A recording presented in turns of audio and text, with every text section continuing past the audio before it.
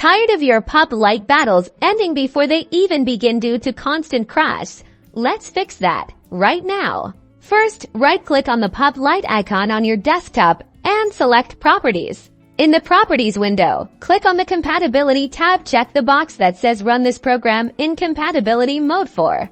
From the drop-down menu below, select Windows 7, click Apply, then OK. Next, let's update your graphics drivers. Search for Device Manager in the Windows search bar and open it. Expand the Display Adapters section. Right-click on your graphics card and select Update Driver. Choose Search Automatically for drivers. Let Windows find and install the latest driver for your card. Now, in PUBG Lite, go to Settings. Reduce your graphics quality setting to medium or low.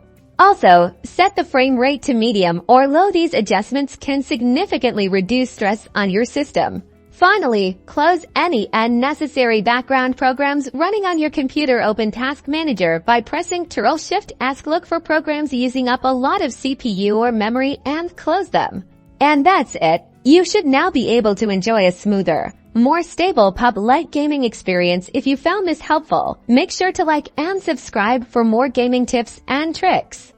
Enjoy your uninterrupted battles.